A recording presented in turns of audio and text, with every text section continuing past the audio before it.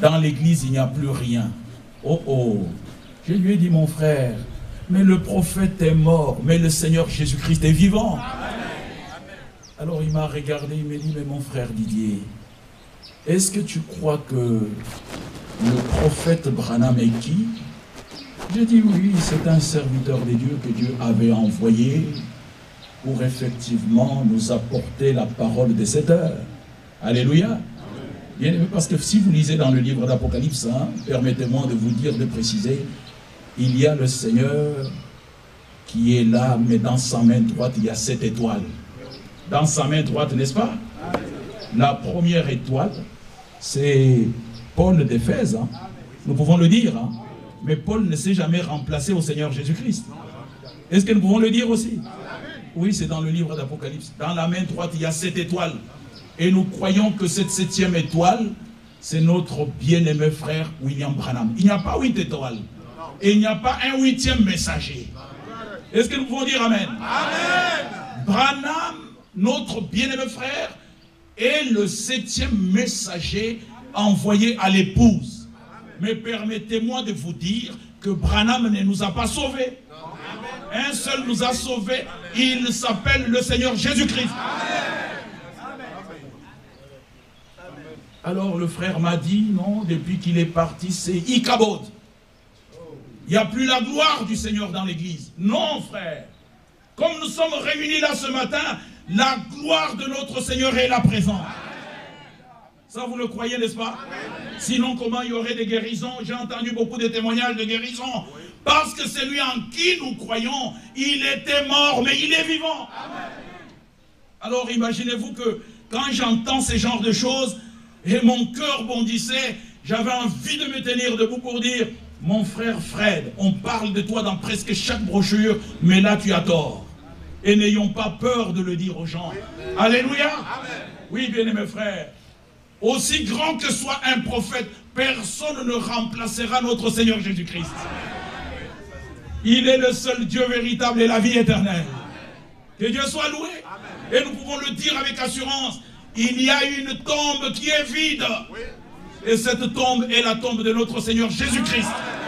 C'est tout ce que j'avais dans le cœur que je voulais dire à mon frère qui m'a dit William Branham est autrement. Et je voulais comprendre ce qu'il est réellement. Alors que nous étions en train de parler, j'ai dit, mais mon frère, j'ai une question à vous poser. Il y a un frère en Europe, je ne lui ai pas cité de nom, qui rend témoignage qu'il avait eu une vision et qu'il avait entendu le Seigneur lui parler sur la nourriture spirituelle au temps convenable. Le frère Fred Sotman m'a regardé, il me dit, frère Didier, je connais ce frère. J'ai dit, mais rends-moi un peu témoignage, mon frère. Il dit, son nom est Ewald Frank. J'étais heureux. Son nom est Ewald Frank. Quand le prophète Branham lui a dit ce qu'il avait vu en Allemagne, moi j'étais là. J'ai dit, mon frère, je suis heureux, continue encore. Il dit, j'étais là. Quand le prophète de Dieu lui a dit que c'est lui qui devait prêcher la parole et emmagasiner la nourriture. Et le prophète lui a dit que la nourriture dont il s'agit, ce sont les prédications qui sont sur les bandes magnétiques. Alors bien aimé, imaginez-vous ma joie. Moi je croyais déjà au témoignage de notre frère Franck, mais j'étais encore très heureux de l'apprendre par quelqu'un qui était là présent, parce que quand frère Franck nous témoignait, il disait qu'il y avait le frère Banks Hood et il y avait aussi le frère Fred Sotman. Alors j'étais en présence de notre frère Sotman qui m'a reconfirmé qu'il était là présent. Et c'est lui qui m'a cité le nom de Ewald Frank. J'ai dit, mon frère, continue encore. Et j'ai dit, mais mon frère Fred, tel que tu sais que notre frère Frank est celui qui doit distribuer la nourriture, c'est-à-dire les prédications de William Branham sur les bandes magnétiques, est-ce que tu ne peux pas donner ce témoignage au monde entier? Le monde entier a besoin d'entendre. Parce qu'aujourd'hui, de ce message est sorti beaucoup l'agitation et le peuple est dans la confusion. Donne ce témoignage dans le monde. Nous sommes prêts à supporter peut-être le voyage, je ne sais pas, pour que tu donnes ce témoignage.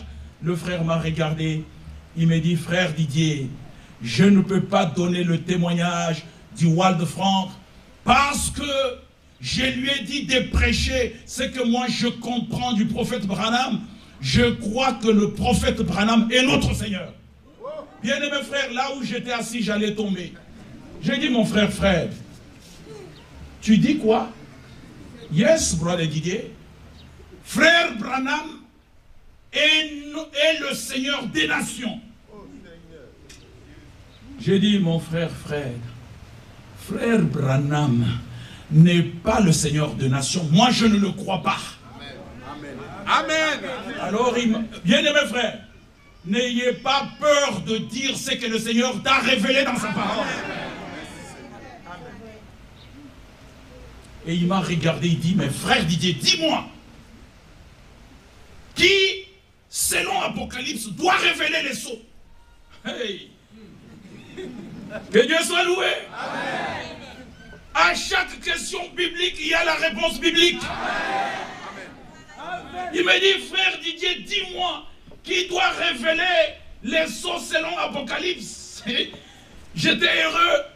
J'ai dit, Seigneur, je vais donner ta réponse. Amen. Je lui ai dit, mon frère, selon la Bible, c'est lui qui doit prendre le livre et en rompre le sceau. C'est le lion de la tribu de Judas. Amen. Et quand je dis là, ça frère, quand tu dis les choses que la Bible dit, même le ciel est avec toi. Amen. J'ai dit, c'est lui qui doit rompre les sceaux. C'est le lion de la tribu de Judas. Et quand Jean l'apôtre a regardé, il a vu un agneau qui était là comme immolé. Et l'agneau n'est pas William Branham. Amen. Jamais. Cet agneau a été présenté par Jean-Baptiste. Il a dit, voici l'agneau de Dieu qui ôte le péché du monde. Mais William Branham a confessé, il dit, je ne veux pas être l'antichrist, parce que de son vivant, il y avait des gens qui pensaient qu'il était le Seigneur. Il a dit, je vais abandonner le ministère, et vous serez responsable de tous ceux qui ne viendraient pas à la parole. Moi, je ne suis pas le Seigneur, vous connaissez mon père, vous connaissez ma mère, mais le Seigneur demeure Jésus-Christ.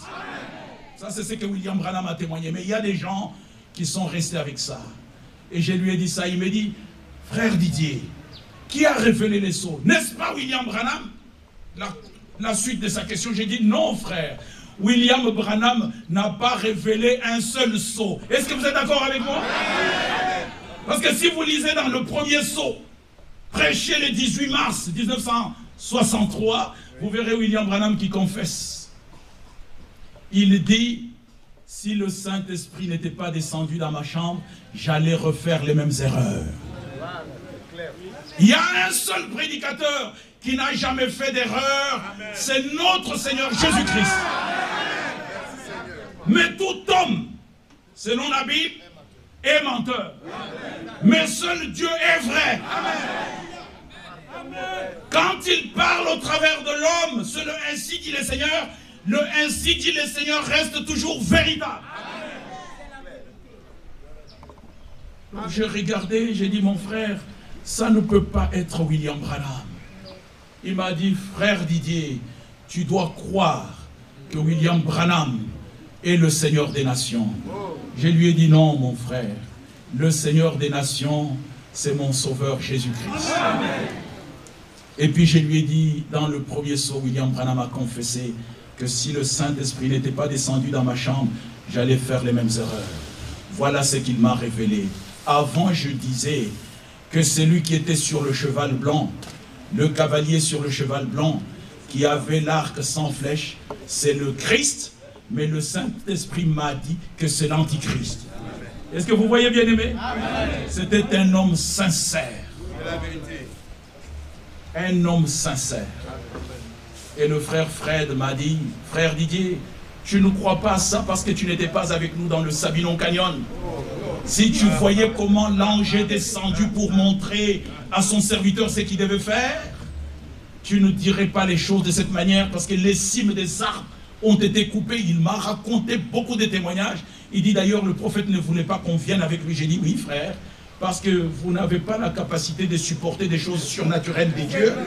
Et c'est ainsi que vous les attribuez aux hommes. Mais notre Dieu a toujours agi d'une manière extraordinaire. Est-ce que vous comprenez? Comme nous sommes là, il agit aussi d'une manière extraordinaire. Mais non pas à nous, mais à ton nom de gloire.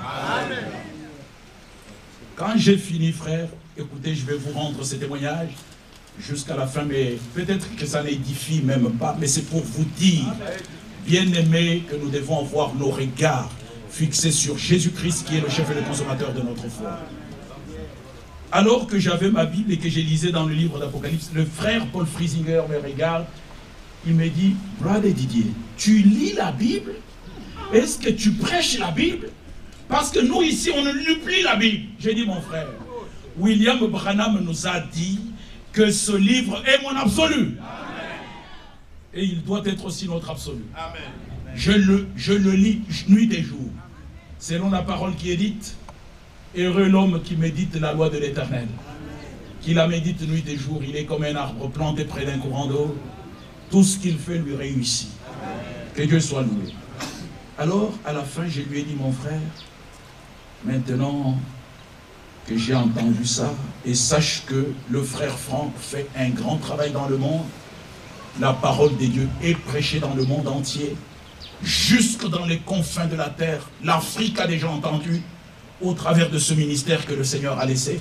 Et je voudrais qu'à la fin du témoignage, je vous parle un petit peu de ce ministère.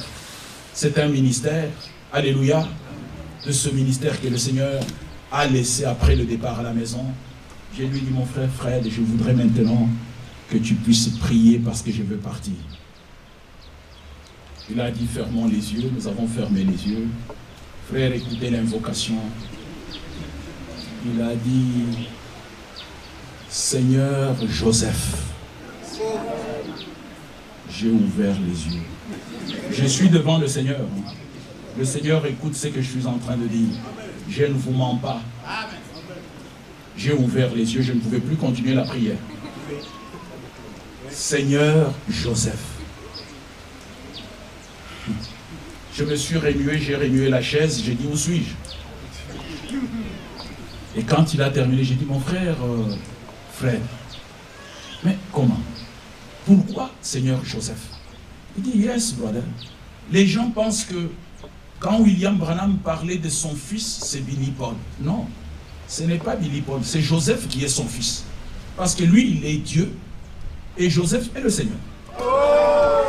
Bien-aimés, ne croyez jamais ce qui n'est pas écrit. Comme les tonnerres ne sont pas écrits, nous ne devons pas les croire. Le Seigneur nous a dit, Jean chapitre 7, c'est lui qui croit à moi, comme disent les Écritures, des fleuves d'eau vive couleront de son sein. Est-ce que c'est votre position? Amen. Voilà, bien-aimés, les témoignages concernant mon départ aux États-Unis et comment le Seigneur m'a aidé de comprendre ce qu'il est en train de faire. Mais pourquoi nous disons qu'après William Branham, le Seigneur a envoyé un serviteur, pas le 8e messager, pas un complément, mais je voudrais vous dire que le 2 avril 1962, tôt le matin, le Seigneur a parlé à un homme. Il venait juste de s'élever et il a consacré le jour. Et il a entendu la voix audible du Seigneur lui disant, mon serviteur, ton temps pour cette ville est bientôt terminé. Je t'enverrai dans d'autres villes pour prêcher ma parole. Ça, c'est la première des choses. Il dit que quand j'ai entendu cette voix, je suis tombé par terre. C'est quand je me suis relevé, j'ai regardé dans la même direction et j'ai dit, Seigneur, ils ne m'écouteront pas. Parce qu'ils ont déjà tout en abondance. Et le Seigneur lui a répondu, le temps viendra où ils t'écouteront. Je pense que vous en faites partie. Emmagasine la nourriture, car le temps viendra où tu devras te tenir au milieu du peuple pour distribuer ma nourriture. Notre frère nous a lu dans Amos chapitre 8 verset 11, ce n'est pas la disette du pain ni la soif d'eau, mais la faim et la soif d'entendre mes paroles. Et c'est ainsi que le 3 décembre 1962, le frère Franck avait emmagasiné les denrées alimentaires, les choses naturelles. Et quand il est arrivé devant le prophète, alors qu'il parlait, il y avait frère Fred et frère Banks Hood, et frère Branham et frère Franck. Frère Branham lui a dit, alors qu'il parlait des choses et d'autres, lui il avait une question sur le cœur. Frère Branham, est-ce que je peux te poser cette question? C'est tout ce qu'il a dit. Et frère Branham lui a dit, frère Franck, veux-tu que je te dise tout ce que le Seigneur t'a dit le 2 avril 1962? Le Seigneur t'a parlé, il a dit que tu dois prêcher la parole, alléluia, et tu dois emmagasiner la nourriture, car le temps de la famine arrive. Et cette nourriture, ce sont les bandes magnétiques, alléluia, des prédications que je donne. C'est ça le message du temps de la fin, alléluia. Et tout de suite après, il lui a dit, mais attends avec la distribution de la nourriture jusqu'à ce que tu aies reçu le reste. On est d'accord? Mais vous avez entendu ce que le Seigneur lui avait dit. Il lui a dit premièrement de prêcher la parole. Oui. Il ne lui a pas dit attends avec la prédication de la parole, mais attends avec la distribution de la nourriture. Oui. Jusqu'à ce que tu aies reçu le reste. Sinon, nous ne comprendrons pas comment notre bien-aimé frère Branham va engager frère Franck à pouvoir prêcher plus de 2 fois dans le Branham Tabernacle alors que lui était encore en vie. Comment est-ce qu'il va l'engager à aller prêcher parmi les hommes d'affaires du plein évangile à Los Angeles, à Oakland? Bien aimés frères, nous ne pouvons pas comprendre. Donc, pour la prédication de la parole, c'est sans limite. Mais la distribution de la nourriture, il devait attendre jusqu'à ce qu'il ait reçu le reste. Est-ce que nous sommes d'accord? Oui, nous sommes d'accord parce que cela est la vérité. Alors, bien aimés frères, je finis mon témoignage en disant la chose suivante. Quand le Seigneur rassemble son peuple, comme nous l'avons lu dans le livre de Psaume 50, verset 5, et quand nous lisons encore dans Deutéronome, mon frère Mathias viendra, quelques écritures et nous allons prier, c'est notre première réunion. Nous allons prier ensemble. Deutéronome chapitre 4,